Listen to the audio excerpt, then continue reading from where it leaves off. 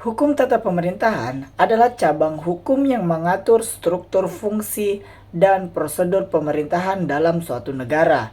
Ini mencangkup aturan dan prinsip yang menentukan bagaimana kekuasaan publik diatur, digunakan, dan diawasi.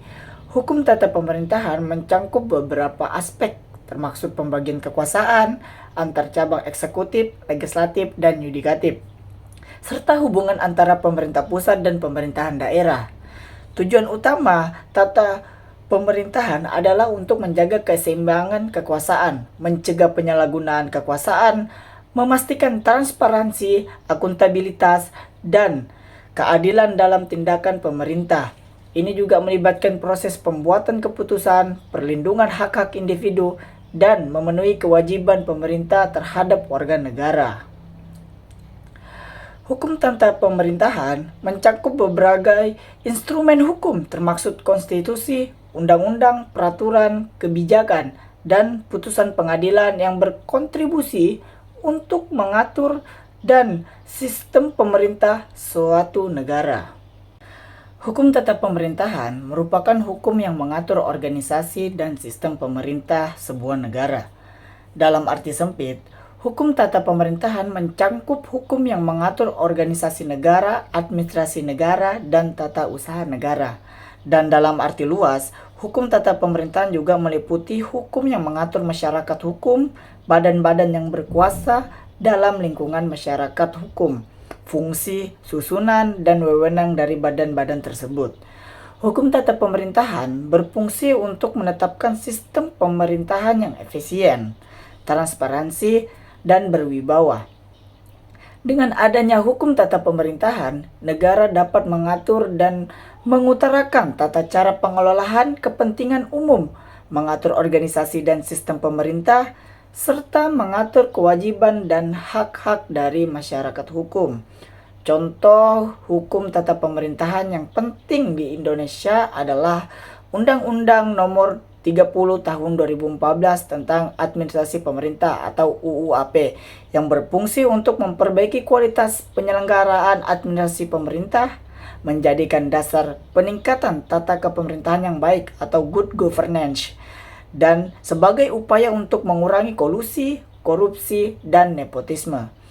UUAP juga memungkinkan keputusan dan tindakan yang ditetapkan pemerintah atau penyelenggaraan negara untuk diuji melalui Pengadilan Tata Usaha Negara atau PTUN dalam mengatur ekosistem dan fungsi Badan Kepegawaian Negara atau BKN. Hukum tata pemerintahan juga memiliki peran penting. BKN sebagai lembaga pemerintah yang menangani masalah administrasi kepegawaian secara mendalam, sistematis, dan berdasarkan perlu dilakukan dengan cara mengatur kembali kedudukan dan fungsi serta organisasi Badan Administrasi Kepegawaian Negara melalui keputusan Presiden. Selain itu, hukum tata pemerintahan juga memiliki hubungan dengan ilmu negara, di mana hukum tata pemerintahan dan ilmu negara sama-sama menjadikan negara sebagai objek kajiannya. Namun, kajian hukum tata pemerintahan lebih dibatasi tepat keadaan dan waktu tertentu, sementara kajian ilmu negara bersifat umum atau universal.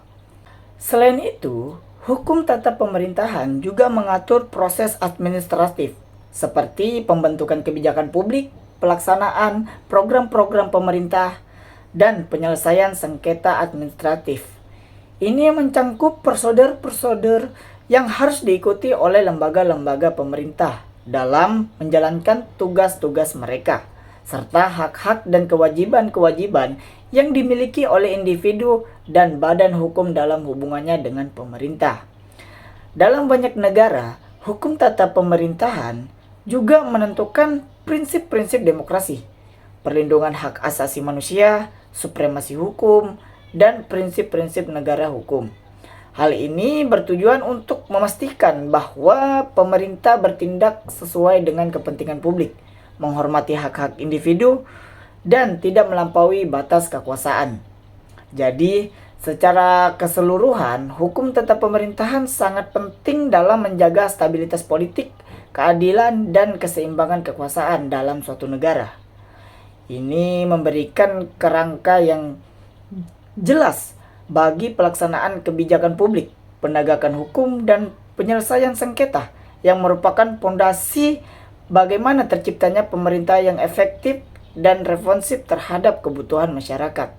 Mungkin ini saja yang dapat saya sampaikan, kurang lebihnya mohon maaf. Assalamualaikum warahmatullahi wabarakatuh.